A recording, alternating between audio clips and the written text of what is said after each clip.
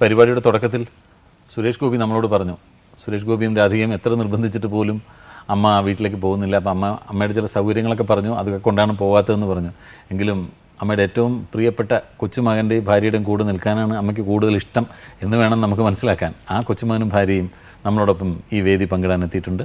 ശ്രീ ആറന്മുള രാമചന്ദ്രനും അദ്ദേഹത്തിൻ്റെ ഭാര്യ ശ്രീമതി ഗീതാ രാമചന്ദ്രൻ. ഇവരെ രണ്ടുപേരെയും ഞാൻ ആദരപൂർവ്വം ഈ വേദിയിലേക്ക് ക്ഷണിക്കട്ടെ.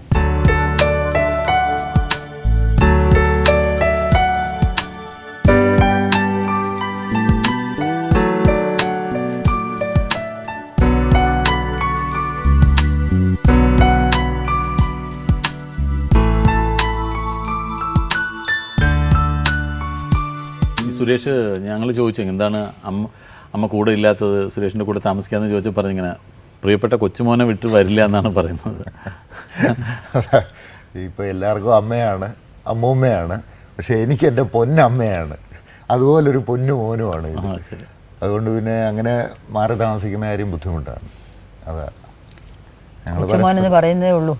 അവൾ പ്രസവിച്ചെങ്കിലും 2 വയസ്സേ ഉള്ളൂ അവൾ പോയപ്പോൾ. അമ്മ മരിക്കും. അതുപോലെ പിന്നെ അമ്മൂമ്മയെന്നല്ല അമ്മ തന്നെ അവൻ വിളിക്കുന്നത്. എനിക്ക് അമ്മ, അച്ഛൻ, മാമൻ 3 പേരായിരുന്നു. എന്നാണ് അത് മനസ്സിലാകുന്നതെന്ന് ഓർമ്മയുണ്ടോ? എൻ്റെ അമ്മ 20 വയസ്സായ പിന്നെ അത് കുറച്ച് പ്രായമായ പിന്നെ അതുവരെ അറിയില്ലായിരുന്നു. അതുവരെ മാമൻ എൻ്റെ ചേട്ടനെ പോലെ തന്നെയാണ്. എല്ലാവരും ചോദിക്കും, ചില ചോദിക്കും എന്തിനാ മാമൻ എന്ന് വിളിക്കുന്നത്, അനിയൻ എന്നായിരുന്നു ആളുകളുടെ ധാരണ. അവൻ അറിഞ്ഞത് കൂട്ടുകാരൊക്കെ കൂടെ പറഞ്ഞാണ്, മോനല്ല ഇങ്ങനെയൊക്കെ പറഞ്ഞാണ് പിന്നെ അറിഞ്ഞത്. അങ്ങനെ അത് ശരിയാണോ എന്ന് ചോദിക്കാൻ അവൻ തന്നെ പുറപ്പെട്ട് മറ്റാസി വന്നിരിക്കുക. അതറിയാം, ഒരു കഥയാണ്. 10 വയസ്സുള്ളപ്പോൾ ആരോ കുട്ടികൾ പറഞ്ഞു, ആറന്മുള പെനമ്മയ്ക്ക് ഒരു മോനെ ഉള്ളത്, മെഡിസിൻ പഠിക്കുക, കോളേജിൽ പഠിക്കുന്നു, ഇയാൾ അങ്ങനല്ല അങ്ങനെയൊക്കെ. അതെനിക്കൊന്നും അറിയണമല്ലോ. ട്രെയിൻ കയറി അവിടെ ചെന്നു. അപ്പോൾ വീട്ടിൽ നിന്ന് അങ്ങോട്ട് പൈസ എടുത്തുകൊണ്ട് റെയിൽവേ സ്റ്റേഷനിൽ ചെന്ന് എൻ്റെ അമ്മ പോയിട്ടുണ്ട്. അപ്പോൾ ആ സ്ത്രീ അവിടെ ഇരുന്ന്, അവർക്കറിയാം ഞാൻ പോയ വരെ.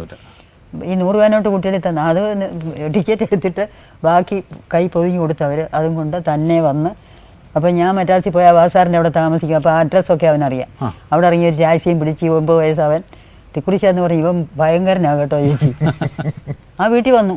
എനിക്ക് രാത്രി ടെലഗ്രാം, ഞാൻ ഷൂട്ടിങ് കഴിഞ്ഞ് വന്നപ്പം, Babu arriving alone, search Egmore. അയ്യോ, അന്ന് രാത്രി ഞാൻ നേരം വെളുപ്പിച്ച് എൻ്റെ ആയുസിൻ്റെ പകുതി അന്ന് ആരോഗ്യം പോയി സത്യത്തിൽ. അന്ന് വാസാറിൻ്റെ അവിടെ രാധം പറഞ്ഞു, എന്താ ചേച്ചി? ഞാൻ പറഞ്ഞു, അവന് ഇത്രയേ ഉള്ളൂ പ്രായം, പൈസ കയ്യിലുണ്ടോ, അവൻ എന്തോന്ന് അറിയാം, മധുരാലെങ്ങാനും വരുമ്പോഴേ വല്ലവരും വിളിച്ച് വെളിയിൽ തള്ളുമോ, അറിയാൻ പറ്റുമോ? സെർച്ച് എഗ്മൂർ എന്നാ. എഗ്മൂറിൽ പോയി അവിടുന്ന് വാസാറ് ഷൂട്ടിങ്ങിന് പോയിരിക്കാൻ കണ്ട ഔട്ട്ഡോറിന്. അപ്പോൾ വേറെ മാനേജരും ആരുമില്ല, വേറൊരാളിനെയും വിളിച്ചുകൊണ്ട് ടാക്സിയും വിളിച്ച് രാവിലെ എഗ്മൂർ സ്റ്റേഷനിൽ പോയി അവിടെ. അപ്പോൾ ഇവനൊരു 4 വയസ്സുള്ളപ്പോൾ ഞാൻ അവിടെ ഒരു അവാർഡ് മേടിക്കാൻ പോയി, അനിയത്തി എന്നുള്ള ഫിലിമിന്. അപ്പോൾ ഇവിടെ ആയിരുന്നു. അങ്ങനെ അവൻ കൊച്ചിലെ ഒന്ന് അവിടെ പോയിട്ടുണ്ട്. അതാണ് ഒരു ഓർമ്മ, പേരും അറിയാം. അങ്ങനെ അപ്പം ഞാൻ ടെലഗ്രാം അടിക്കും, അറൈവിങ്. ഞാൻ പിറ്റേ ദിവസം ചെല്ലും അവിടെ വെയിറ്റ് ചെയ്യാൻ മാമ്പലത്ത് ഇറങ്ങി. എഗ്മൂറിൽ പോയില്ല. ഞങ്ങൾ എഗ്മൂറിൽ പോയി നിൽക്കുക. അവിടെ ഈ പ്രായത്തിലുള്ള പിള്ളേരെ ഒന്നിനെയും കണ്ടില്ല. എൻ്റെ വിചാരം എന്തോ, ഞാൻ അവിടുന്ന് കാറിനകത്ത് കയറി കരഞ്ഞു വിളിച്ച് അസോസിയേറ്റിൽ വന്നപ്പം ആ പയ്യൻ ഓടി വന്നൊരു പയ്യൻ, അമ്മ ആളിങ്ങി വന്നിട്ടുണ്ട് കേട്ടോ. അവിടെ എത്തി. ഗീത പിന്നെ നേരത്തെ സിനിമയിൽ കണ്ടു അല്ലേ, അമ്മയായി കണ്ട് അമ്മൂമ്മയായി കണ്ടതിന് ശേഷമല്ലേ സ്വന്തം അമ്മൂമ്മയായിട്ട് വരുന്നത് അല്ലേ? രാമചന്ദ്രൻ എന്നാണ് പേരെങ്കിലും അമ്മ വിളിക്കുന്നതാണ് ബാബു. ബാബുവും കലാകാരനാണ്. കൊള്ളാം. ഗാനമേള, പിന്നെ നാടകം, റേഡിയോ നാടകം, സിനിമയിൽ നാടകത്തിലാണ് ഞങ്ങൾ ഈ ആറന്മുള രാമചന്ദ്രൻ എന്നുള്ള പേര് കേട്ടിട്ടുള്ളത്. റേഡിയോ. അതെ, കലാകാരനാണ്. സിനിമാ നടനാണ്. അതെ, ഇപ്പൊ സീരിയൽ നടനാണ്. സീരിയലൊക്കെ ഉണ്ടായിരുന്നു. ബാബുവിനെ മകനാണെന്ന് ആളുകൾ വിചാരിച്ചിരുന്നു എന്ന് പറഞ്ഞില്ല, അതുപോലെ മകനാണെന്ന് ധരിച്ചിരുന്ന വേറൊരാളുണ്ട്, ഡോക്ടർ ഹരിഹര. ഞാൻ പറഞ്ഞിട്ടുണ്ടല്ലോ. അതെ, അത് ആറന്മുളയുള്ള ആളാണ്, ഡോക്ടറാണ്, അമ്മയായിട്ട് ബന്ധപ്പെട്ട ആളാണെന്നൊക്കെ പറയുമ്പോൾ എല്ലാവരും വിചാരം ശ്രീ ഹരിഹരപുത്രൻ സ്വന്തം മകനാണ്. അങ്ങനെ തന്നെയാണ് പലരുടെയും ധാരണ. അദ്ദേഹം നമ്മളോടൊപ്പം ഈ വേദിയിൽ പങ്കെടുക്കാൻ എത്തിയിട്ടുണ്ട്. ഞാൻ അദ്ദേഹത്തെ കൂടെ ഈ വേദിയിലേക്ക് ക്ഷണിക്കട്ടെ.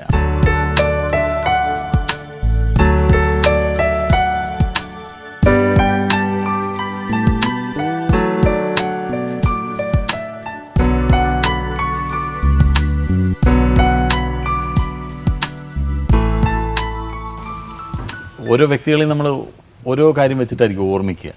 ചില ആളുകളുടെ നടപ്പ് നമ്മൾ ഓർമ്മിക്കും, ചില ആളുകളുടെ ശബ്ദം ഓർമ്മിക്കും, ചില ആളുകളുടെ രൂപം, ചില ആളുകളുടെ പേര് മതി. ഹരിഹരപുത്രൻ എന്നുള്ള പേര് മതി അല്ലേ? ഒരു പ്രാവശ്യം കേട്ടാൽ പിന്നെ നമ്മൾ അധികം ആളുകൾക്ക് ഇല്ലാത്ത പേരായതുകൊണ്ട് അങ്ങനെ ഒരു ഗുണമുണ്ട്. രാജപ്പൻ എന്നാണ് വിളിക്കുന്നത് ഞങ്ങളൊക്കെ, വീട്ടിൽ വിളിക്കുന്ന പേര്. ബാബുവിനെ വിളിക്കുന്ന പോലെ രാജപ്പനാണ്. എൻ്റെ അമ്മ ടീച്ചറായിരുന്നു. ഓ ശരി. ഇവർ രണ്ടുപേരും ഒരുമിച്ച്. എൻ്റെ അമ്മ ആറന്മുള സ്കൂളിൽ. ഡ്രോയിങ് ടീച്ചറും ഞാൻ മ്യൂസിക് ടീച്ചർ. മ്യൂസിക് ടീച്ചറായിരുന്നു. അപ്പോൾ ഇവർ തമ്മിലുള്ള അടുപ്പം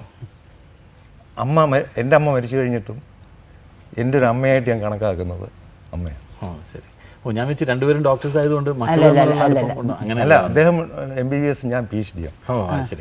ഡോക്ടറേറ്റ് ആണ്. ഓ അങ്ങനെയാണ്, ഡോക്ടറേറ്റ് ആണ്. പക്ഷേ ഡോക്ടർ ആറന്മുള ഹരിഹരപുത്രൻ കേൾക്കുമ്പോൾ ആറന്മുളയും കൂടെ കേട്ടുകൊണ്ടാണ് മോനാന്ന് വെച്ച് എല്ലാവരും വിചാരിക്കുന്നത്.